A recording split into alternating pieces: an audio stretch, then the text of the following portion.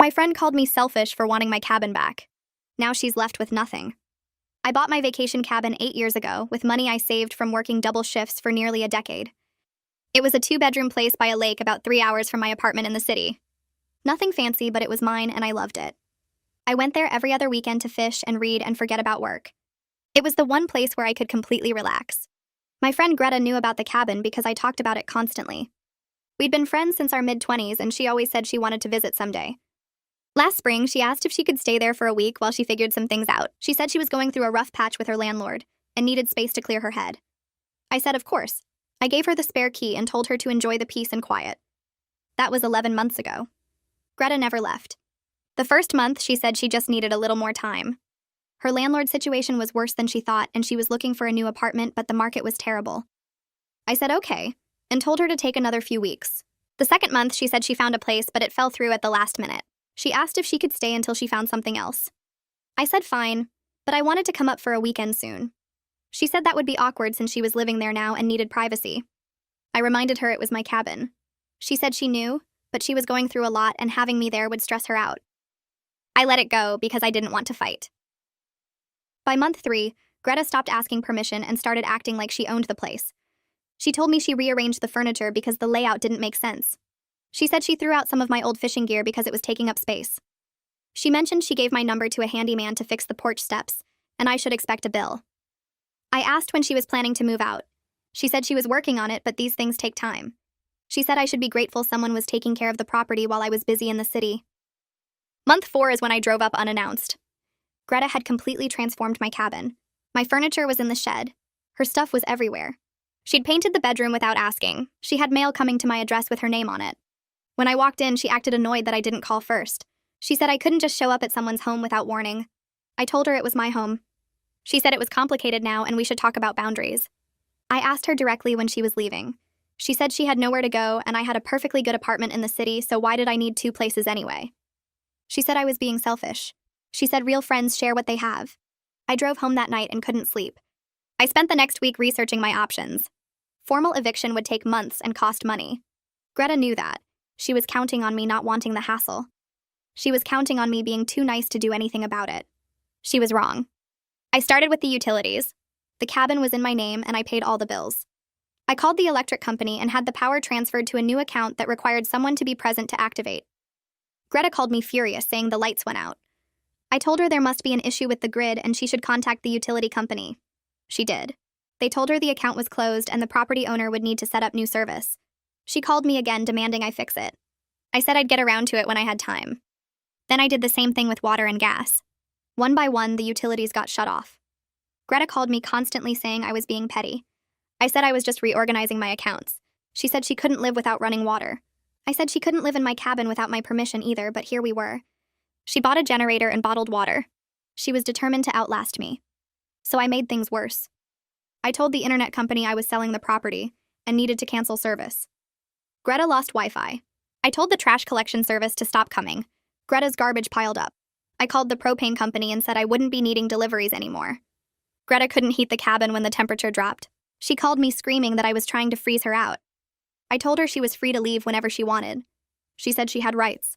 I said she had a key I gave her for 1 week 11 months ago and nothing else. Then I got creative. I looked up property lawyers in my area and found Lynette Kane. My coworker said she handled his rental dispute last year and got results fast. I called her office on Monday morning and got an appointment for that same afternoon. Her office was in a small building downtown with parking in the back. I walked in and told the receptionist I was there to see Lynette. She led me down a hall to a corner office where Lynette sat behind a desk covered in folders and legal papers. Lynette was maybe 50 with short gray hair and reading glasses hanging from a chain around her neck. She shook my hand and told me to sit down. I explained the whole situation from the beginning. I told her about giving Greta the key for 1 week and how that turned into 11 months. I told her about the utilities I shut off and how Greta bought a generator and refused to leave. I told her about my furniture in the shed and the bedroom Greta painted without asking. Lynette listened to everything without interrupting. When I finished, she leaned back in her chair and smiled. She said Greta had absolutely zero legal claim to my property. No lease meant no tenant rights. No rental agreement meant no protections. The key I gave her was permission for a temporary stay that ended the moment I asked for it back. Everything I did with the utilities was completely legal since all the accounts were in my name. Lynette said I could shut off every single service and Greta couldn't do anything about it. Then she suggested one more thing that made me smile for the first time in weeks. She told me to contact my homeowner's insurance company and report an unauthorized occupant. That would suspend my coverage until the situation got resolved. Without insurance, any damage or injury on the property became Greta's personal problem. If someone got hurt, Greta could be sued directly. If something broke, Greta would be liable. Lynette said it was brilliant because it put all the risk on Greta instead of me. I thanked her and paid for the consultation. I drove home feeling lighter than I had in months. The next morning, I called my insurance company. I told them someone was living in my vacation property without permission, and I needed to report it. The agent asked a bunch of questions about how long Greta had been there and whether I tried to remove her. I answered everything honestly. The agent said they would suspend my coverage immediately and send me a letter confirming it. She said I should send a copy of that letter to the unauthorized occupant so she understood the situation. I thanked her and hung up. The letter arrived 3 days later. I made 2 copies and sent one to Greta by certified mail so I'd have proof she received it. The letter was very clear. It said my homeowner's insurance was suspended due to unauthorized occupation. It said any damage, injury, or liability on the property was now the responsibility of the current occupant. It said the coverage would not be restored until the unauthorized person vacated. I imagined Greta opening that envelope and reading those words. I imagined her face when she realized what it meant. She called me 2 days after the certified mail got delivered. I saw her name on my phone and almost didn't answer, but I wanted to hear this. I picked up and said hello. Greta was talking so fast I could barely understand her at first. She said I couldn't do this to her. She said the insurance letter meant she could be sued if anything happened. She said what if a tree fell on the cabin or the porch collapsed or someone got hurt visiting? She said she didn't have money for a lawsuit. She said I was putting her in danger on purpose. I waited until she stopped talking.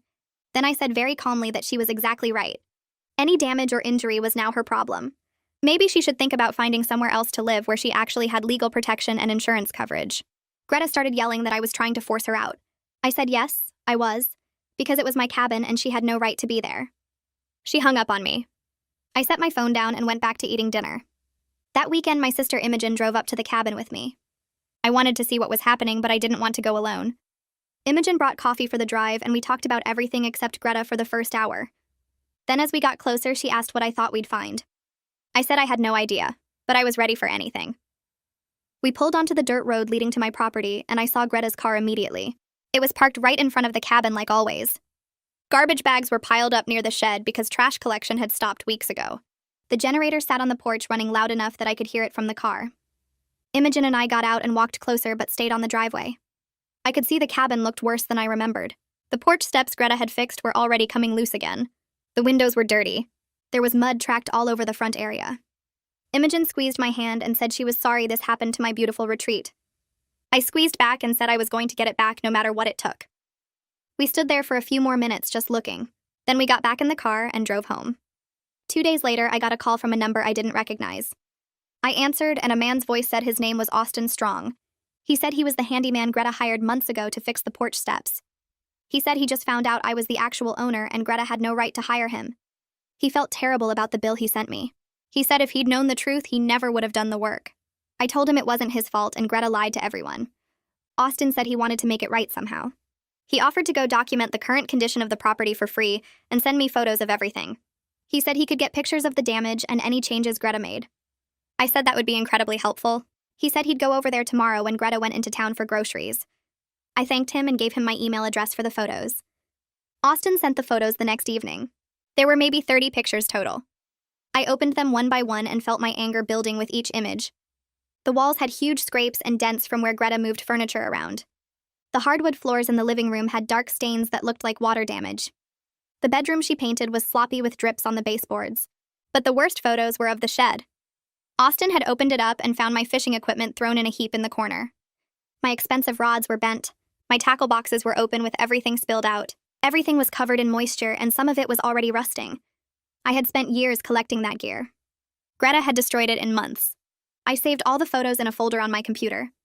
I forwarded them to Lynette with a note saying I wanted to pursue damages when this was over. She wrote back saying the documentation was perfect, and we'd definitely use it. I decided to try something different. I called the county tax assessor's office and asked to update my mailing address for property tax bills.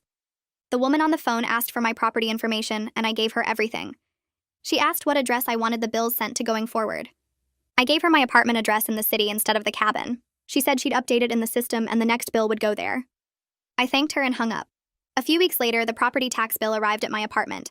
I made a copy and mailed it to the cabin address with a note that said this was official county mail showing who owned the property. I wanted Greta to see my name on that tax bill. I wanted her to see the county recognized me as the legal owner. I wanted her to know she had no claim at all.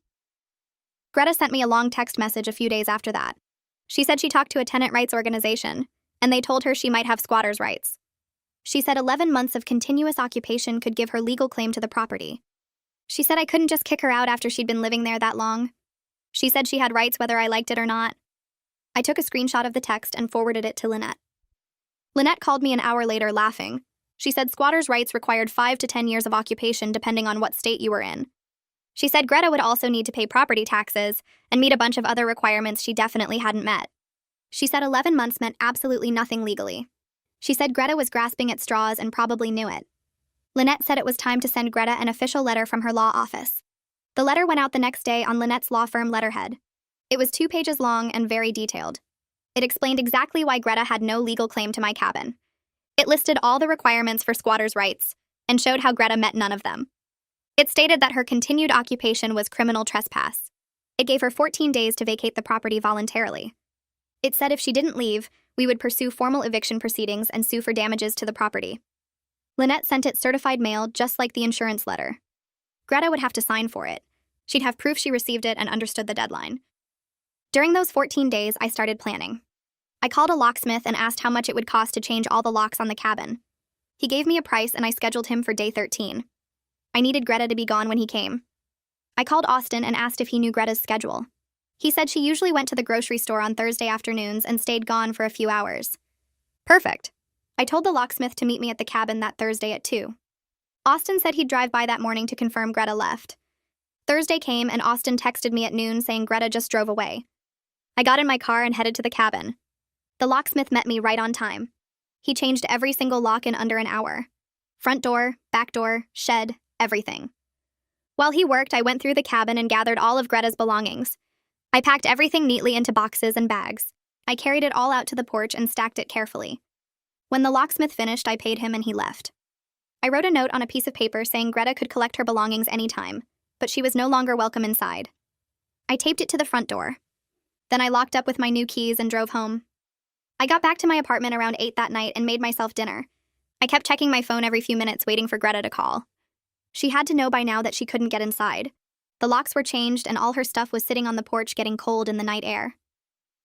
Around 9:30, my phone finally rang. I let it ring 3 times before I answered. Greta was screaming so loud I had to hold the phone away from my ear. She said I couldn't just throw her out without any notice. She said what I did was illegal, and she was going to sue me. She said I was a horrible person and a terrible friend. I waited until she stopped yelling, and then I spoke very calmly. I reminded her that Lynette sent her an official letter 2 weeks ago, giving her 14 days to leave.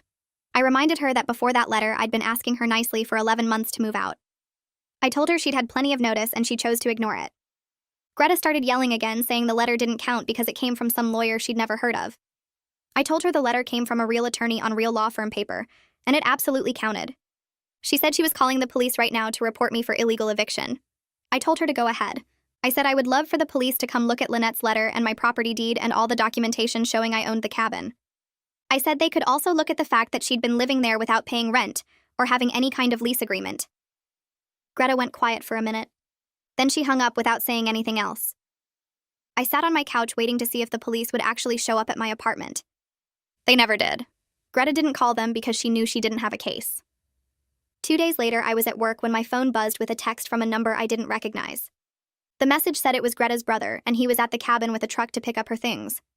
He asked if that was okay. I texted back saying yes and thanked him for letting me know. About an hour later, he called me directly. He said he got everything loaded up and he wanted to apologize.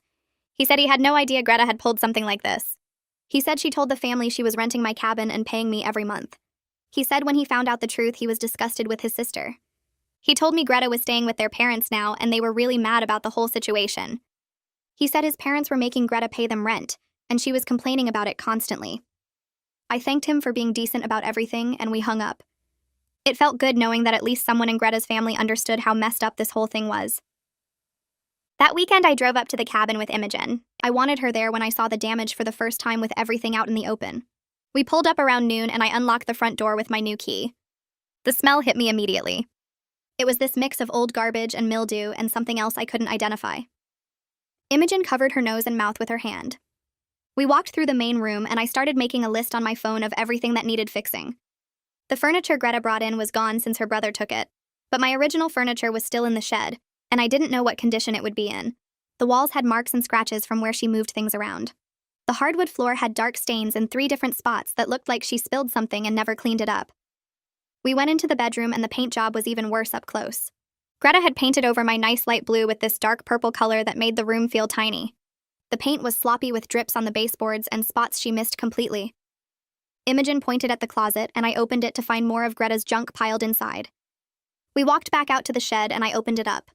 My furniture was there, but it was shoved in carelessly and some pieces were scratched. My fishing gear was in a heap in the corner, and when I picked up my favorite rod, I saw the handle was completely broken off. That rod cost me $200 and I'd had it for 6 years. I felt my face get hot with anger. Imogen put her hand on my shoulder and said we'd get through this together. On Monday, I called Austin and asked if he had time to talk about repairs. He said he'd been waiting for my call. He told me he felt terrible about getting involved with Greta's scheme even though he didn't know what was happening. He said he wanted to help fix everything at a discounted rate to make up for it. We talked through what needed to be done. The porch steps still needed proper repair because Greta never actually paid him to finish the job correctly. The bedroom needed to be repainted back to the original light blue. The floor had to be refinished in the spots where the stains were too deep to clean. Austin gave me a price that was really fair, and I told him to start whenever he could. He said he'd come up that Thursday and get going on the porch first. I spent my lunch break that day calling cleaning services. I found one that did deep cleaning for houses that had been empty for a long time or had damage. I explained the situation and they said they could handle it. They scheduled me for the following weekend and said it would take 2 full days to get the cabin properly clean. The price was $800, which made me wince, but I knew it was necessary. I couldn't stand to be in that cabin with the way it smelled and looked right now. I gave them my credit card information and confirmed the appointment. That Saturday, I drove back up to the cabin to clean out the shed completely. I wanted to see exactly what Greta left behind and what I could salvage. I pulled everything out onto the grass and started sorting. My furniture was mostly okay except for some scratches that I could probably fix with wood polish. But then I found boxes that weren't mine. I opened them and found Greta's winter clothes, some books and a bunch of electronics, including what looked like an expensive laptop and a tablet. She'd been storing all this stuff and never came back for it when her brother picked up the rest. I took pictures of everything and then texted Greta's brother. I told him she had 1 week to come get this stuff, or I was donating all of it to charity. He texted back within minutes saying he'd let her know and he'd try to come get it himself this week. On Tuesday evening, my phone lit up with a message from Greta. It was the first time she'd contacted me directly since the night I changed the locks. The message was long and said she wanted to talk and maybe work things out. She said she never meant for any of this to go so far. She said she was just going through a really hard time and she made some bad choices. She said she missed our friendship and she hoped we could find a way past this. I read the message 3 times and then I remembered what Lynette told me. She said to maintain no contact with Greta except through legal channels if it became necessary. I didn't respond to the message. I didn't block her number yet because I wanted to have a record of anything else she might send, but I wasn't going to engage with her. That friendship was over, and nothing she said was going to change that. 3 weeks after I changed the locks, I finally had my first peaceful weekend at the cabin. The cleaning service had done an incredible job. The smell was completely gone and every surface was spotless. Austin finished the porch repairs and started on the bedroom paint. My furniture was back inside and arranged the way I originally had it. I woke up early on Saturday morning and made coffee in my old coffee maker that I'd missed using. I took my mug out to the newly repaired porch and sat in my chair watching the sun come up over the lake. The water was perfectly still and reflected the orange and pink sky. I felt the tension in my shoulders start to ease for the first time in months. This place was mine again. I didn't have to worry about Greta or what she was doing or when she'd finally leave. It was just me and the lake and the quiet morning air.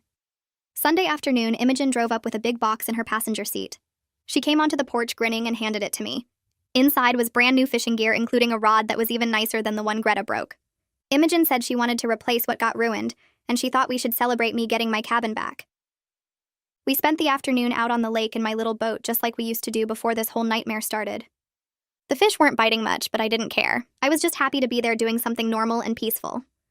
When we got back to shore, Imogen told me she was proud of me. She said a lot of people would have just let Greta stay because dealing with it was too hard. She said I stood up for myself instead of letting someone walk all over me forever. I thanked her and we sat on the porch until the sun started going down. For the first time in almost a year, I felt like everything was going to be okay. The next afternoon, I got a text from Greta's brother. He said Greta wanted him to tell me she was sorry, and she was getting help for her issues. He said she understood if I never wanted to speak to her again. I read the message twice and felt something loosen in my chest. Part of me appreciated that she finally admitted she messed up. Part of me didn't care anymore because the damage was done. I texted back thanking him for letting me know. Then I opened my phone settings and blocked Greta's number. That friendship was over, and I wasn't going to leave any door open for her to try coming back into my life. Some bridges you burn completely, and this was one of them. The weeks after that were busy with finishing the cabin repairs. Austin completed the bedroom repaint, and it looked exactly like it did before Greta touched it. The floors got refinished and the scratches disappeared. I replaced all the broken fishing gear and bought some new furniture to replace the pieces Greta had damaged beyond repair. Every weekend I drove up and worked on making the place feel like mine again. By early fall, the cabin looked better than it had in years.